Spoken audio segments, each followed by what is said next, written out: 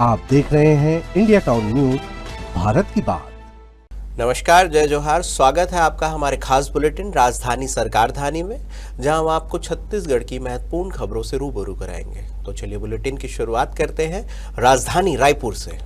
छत्तीसगढ़ के विष्णुदेव साय की सरकार ने बड़ा फैसला लिया है। छत्तीसगढ़ के निगम और मंडल अध्यक्षों को मंत्री का दर्जा मिला है। साय सरकार ने यह बड़ा फैसला लिया है जिसमें 13 मंडल अध्यक्षों को कैबिनेट मंत्री और 22 अध्यक्षों और उपाध्यक्षों को राज्य मंत्री का दर्जा दिया गया है, यानी कुल 35 पदाधिकारियों को मंत्री का दर्जा मिला है। छत्तीसगढ़ में खराब सड़कों को लेकर कांग्रेस ने राज्य सरकार का घेराव किया। प्रदेश कांग्रेस अध्यक्ष दीपक बैज ने सोशल मीडिया पर रायपुर केशकाल बस्तर मार्ग की हालत को लेकर सरकार पर तंज कसा है। बैज ने कहा कि सोशल मीडिया पर पोस्ट के जरिए सड़क को बताया गड्ढों का अंबार। साथ ही उप मुख्यमंत्री व लोक निर्माण मंत्री अरुण साव की चुप्पी पर उठाए हैं सवाल। आपको बता दें कि दीपक बैज ने सोशल मीडिया पर पोस्ट कर लिखा कि रायपुर केशकाल बस्तर मार्ग आज भाजपा सरकार के खोखले विकास दावों की पोल खोल रहा है। यह सड़क नहीं बल्कि गड्ढों का जाल है। साथ ही कांग्रेस संचार विभाग के अध्यक्ष सुशील आनंद शुक्ला ने दावा किया है कि सूचना के अधिकार से मिली जानकारी के अनुसार भाजपा सरकार बनने के बाद से अब तक सिर्फ 1.75 किलोमीटर सड़क का निर्माण हुआ है। यह सरकार सड़क बनाने या सड़क के सुधार में बिल्कुल ध्यान नहीं दे रही है। छत्तीसगढ़ के मुख्यमंत्री विष्णुदेव साय ने दीपावली पर राज्य कर्मचारियों को बड़ा तोहफा दिया है। छत्तीसगढ़ के कर्मचारियों को अक्टूबर महीने की सैलरी एडवांस में दी जाएगी। मुख्यमंत्री ने कहा है कि त्योहार पर लोगों की खुशियों में कोई कमी नहीं होनी चाहिए, इसलिए अक्टूबर महीने की सैलरी 17-18 अक्टूबर को ही एडवांस में दे दी जाएगी। मिली जानकारी के अनुसार सीएम साय ने एक्स पर दिवाली की शुभकामनाएं देते हुए एडवांस सैलरी की जानकारी दी। उन्होंने 17 और 18 अक्टूबर को अग्रिम रूप से भुगतान की तारीख बताई। साथ ही कहा कि दीपावली पूर्व अग्रिम वेतन भुगतान का यह निर्णय सरकार ने अपने हर साथी की खुशियों में सहभागी बनने के लिए लिया है। छत्तीसगढ़ के बिलासपुर जिले में कानून के बिल्कुल करीब और सुरक्षा के बीच कुछ रईसजादों ने नियमों का उल्लंघन कर खुलेआम शराब पार्टी की। हाईकोर्ट से कुछ ही दूर हाईवे पर खड़ी कार में शराब की महफिल सजी, जहां तेज म्यूजिक और बोतलों के साथ जश्न मनाया जा रहा था। यह घटना न केवल कानून व्यवस्था की खुली चुनौती दे रही है, बल्कि यह भी दर्शाता है कि कुछ रईसजादों के लिए सार्वजनिक जगह पर भी मर्यादा और नियमों का कोई मूल्य नहीं रह गया है। जिस जगह पर यह शराब पार्टी हो रही थी वह बिलासपुर हाई कोर्ट के बेहद करीब है, जो सुरक्षा और अनुशासन की दृष्टि से अति संवेदनशील इलाका माना जाता है। ऐसे में यह सवाल उठता है कि क्या कानून का खौफ अब खत्म हो चुका है। छत्तीसगढ़ में दीपावली से ठीक पहले किसानों को आर्थिक मजबूती देने वाली एक बड़ी खबर सामने आ रही है। कबीरधाम जिले के हजारों गन्ना उत्पादक किसानों को राज्य सरकार कुल 5.98 करोड़ रुपए की प्रोत्साहन राशि प्रदान की है। आपको बता दें कि यह आर्थिक सहायता सरदार वल्लभ भाई पटेल सहकारी शक्कर कारखाना मर्यादित पंडरिया को प्राप्त हुई है। शासन से धनराशि मिलने के बाद कारखाना प्रबंधन ने इसे 7,658 गन्ना उत्पादक किसानों के खाते में डायरेक्ट बैंक ट्रांसफर के माध्यम से भेजने की प्रक्रिया को सफलतापूर्वक पूर्ण किया। इससे यह सुनिश्चित हुआ कि किसानों को बिना किसी हस्तक्षेप के सीधे आर्थिक लाभ मिल रहा है।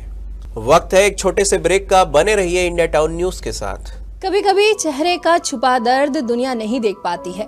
दाग, मुहासे, झाइयाँ सब आपके आत्मविश्वास को कम कर देता है, पर अब नहीं, क्योंकि Rukhsana glow and fair face pack जो दे आपकी स्किन को वो प्यार जो सिर्फ प्रकृति दे सकती है। हर लेयर को साफ करे, हर दाग को करे हल्का और आपकी मुस्कान फिर से लौटाए। Because you deserve to glow naturally. Rukhsana herbal beauty product Amazon, Meesho और फ्लिपकार्ट में भी उपलब्ध। ब्रेक के बाद आपका स्वागत है। छत्तीसगढ़ के स्कूल शिक्षा विभाग ने राज्य के सभी सरकारी और निजी स्कूलों में जारी किए गए आदेश कि वे अपने विद्यार्थियों को आधार कार्ड से जुड़ा बायोमेट्रिक अपग्रेड का कार्य 31 अक्टूबर 2025 तक हर हाल में पूरा कराएं। आपको बता दें कि स्कूल शिक्षा विभाग के सचिव सिद्धार्थ कोमल सिंह परदेसी द्वारा जारी आदेश में बताया गया है कि 7 से 15 वर्ष आयु वर्ग के विद्यार्थियों के लिए पहला बायोमेट्रिक अपडेट पूरी तरह निःशुल्क होगा। यह सुविधा 1 अक्टूबर 2025 से शुरू होकर अगले 1 वर्ष तक मान्य रहेगी। इस अवधि में माता पिता या स्कूल प्रशासन को किसी भी प्रकार की फीस नहीं देनी होगी। छत्तीसगढ़ के बहुचर्चित नान घोटाले मामले में रायपुर की विशेष अदालत ने रिटायर्ड आईएएस आलोक शुक्ला और आईएएस अनिल टूटेजा को जमानत दे दी है। हालांकि अनिल टूटेजा को अभी जेल में ही रहना होगा क्योंकि वे शराब घोटाले के आरोपी हैं। दोनों अधिकारियों ने 22 सितंबर को ईडी कोर्ट में सरेंडर किया था, जिसके बाद उन्हें दिल्ली ईडी की 4 हफ्तों की कस्टडी में भेजा गया था। दोनों अफसरों ने 22 सितंबर को ईडी की विशेष अदालत में आत्मसमर्पण किया था। कोर्ट ने उन्हें 4 सप्ताह की ईडी कस्टडी में दिल्ली भेजा था। 16 अक्टूबर को उनकी रिमांड की अवधि पूरी हुई, जिसके बाद उन्हें रायपुर के विशेष अदालत में पेश किया गया। अदालत ने दोनों को सशर्त जमानत दे दी है, लेकिन शराब घोटाले में दर्ज मामले के कारण अनिल टूटेजा को जेल में ही रहना पड़ा। अब साय सरकार ने ऐतिहासिक और दूरगामी फैसला लेते हुए जमीन की खरीदी बिक्री में ऋण पुस्तिका की अनिवार्यता को समाप्त कर दिया है। आपको बता दें कि पंजीयन एवं अधीक्षक मुद्रांक महानिरीक्षक कार्यालय द्वारा प्रदेश के तमाम जिला पंजीयकों को ऋण पुस्तिका की अनिवार्यता समाप्त करने के संबंध में पत्र जारी किया गया है। इसमें पंजीयकों से अधीनस्थों को जमीन की खरीदी बिक्री में ऋण पुस्तिका की अनिवार्यता समाप्त किए जाने के संबंध में निर्देशित करते हुए इसका कड़ाई से पालन सुनिश्चित करने को निर्देश दिया गया है। देश के सबसे बड़े नक्सली सरेंडर को लेकर पीसीसी अध्यक्ष दीपक बैज ने सरकार पर निशाना साधा है। बैज ने 210 नक्सलियों के असली होने पर सवाल उठाया। आपको बता दें कि पीसीसी अध्यक्ष दीपक बैज ने कहा है कि सरकार ने सरेंडर कार्यक्रम का आयोजन किया है। कांग्रेस सरकार की नीतियों की वजह से समर्पण हुआ है। 2023 तक बस्तर में 40 किलोमीटर के दायरे में नक्सलवाद सिमट गया था। उन्होंने सवाल करते हुए कहा कि बीजेपी सरकार ने बस्तर में क्या विकास किया जो नक्सली समर्पण कर रहे हैं। साथ ही कांग्रेस ने सरकार से नक्सलियों के पूरे प्रोफाइल की मांग भी की है। राजधानी रायपुर का सेंट्रल जेल फिर विवादों में घिर गया है। जेल के भीतर से आरोपियों का वीडियो और फोटो सोशल मीडिया पर वायरल होने के बाद सुरक्षा व्यवस्था पर गंभीर सवाल उठाए जा रहे हैं। वायरल वीडियो बैरक नंबर 15 का बताया जा रहा है, जिसमें एनडीपीएस एक्ट का आरोपी रशीद अली उर्फ राजा बैजड़ कसरत करते हुए नजर आ रहा है। वायरल फोटो और वीडियो में रशीद अली के साथ रोहित यादव और राहुल वाल्मीकि भी दिखाई दे रहे हैं। इससे साफ जाहिर होता है कि जेल के अंदर मोबाइल और इंटरनेट का खुला उपयोग हो रहा है। वीडियो वायरल होने के बाद जेल प्रशासन में हड़कंप मच गया है। फिलहाल इस मामले पर जेल प्रशासन की ओर से कोई आधिकारिक बयान नहीं आया है।